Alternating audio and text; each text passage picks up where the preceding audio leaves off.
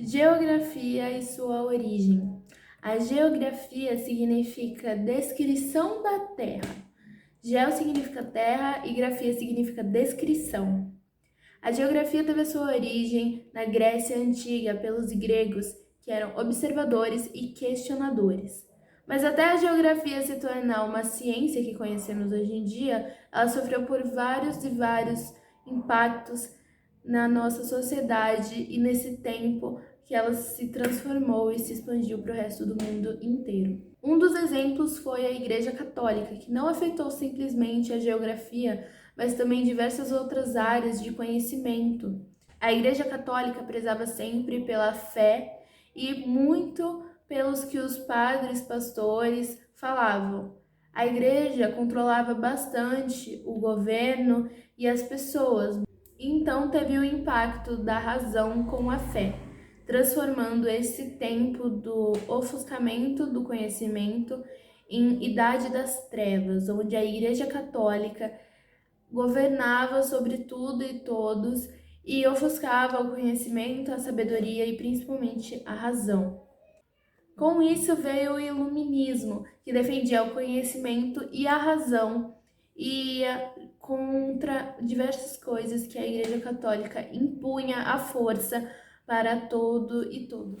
Bom, eu vou falar sobre a expansão da geografia. A geografia expandiu-se especialmente com a necessidade e importância da confecção de mapas para se locomoverem pelo mundo e conquistarem novos territórios. A expansão marítima era dos descobrimentos é a designação dada no período da história que decorreu entre o século XV e o início do século XVII, durante o qual, inicialmente portugueses, depois espanhóis e posteriormente alguns países europeus exploraram intensivamente o globo terrestre em busca de novas rotas de comércio. A nova geografia. A geografia pragmática, também conhecida como geografia quântica ou nova geografia, é uma corrente de pensamentos que surgiu na década de 1950 e promoveu grandes modificações na abordagem meteorológica da geografia. Na essência, buscava a substituição de trabalho de campo pelos experimentos laboratoriais, com muitas mensurações, dados estáticos, gráficos e tabelas bastante sofisticadas. Bom, vou falar sobre os princípios da geografia. O primeiro princípio, que é o da extensão, que é quando se estabelece a área do problema, como, por exemplo, o desemprego em São Paulo. O segundo princípio é o da atividade, que é baseado no dinamismo dos fatos, ou seja, o problema sempre vai estar em movimento. O terceiro princípio é o da analogia, que é a comparação do problema em locais diferentes, como, por exemplo, o desemprego na região sul, que é menor, já que o sul é mais desenvolvido que as outras regiões. O quarto princípio é o da conexidade, que os problemas estão interligados. Por exemplo, o desemprego está relacionado com a falta de uma educação de qualidade, por exemplo. Por último, tem a causalidade, que é quando se estabelece as causas do problema, como, por exemplo, o desemprego estrutural, em que a tecnologia vem substituindo as funções humanas. Falar sobre a teoria geral dos sistemas. As ciências, ao longo do tempo, viveram um movimento de fragmentação dos seus objetivos de estudo, com a finalidade de ter uma compreensão mais detalhada de cada um dos seus sistemas, cada uma das suas vertentes.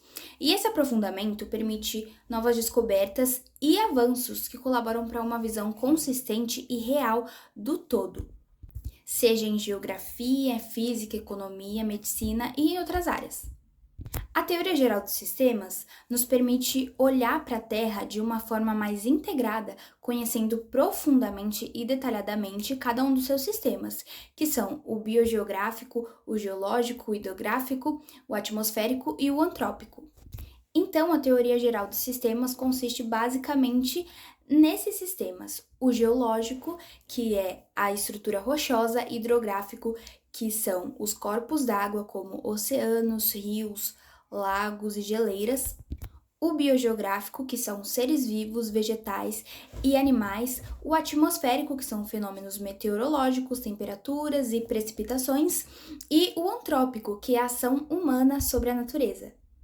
Essa é a teoria geral dos sistemas. Oi, eu sou o Bruno do primeiro B do ensino médio e hoje eu vou falar sobre o possibilismo e determinismo geográfico. O possibilismo foi criado pelo francês Paul Vital de Lablanche.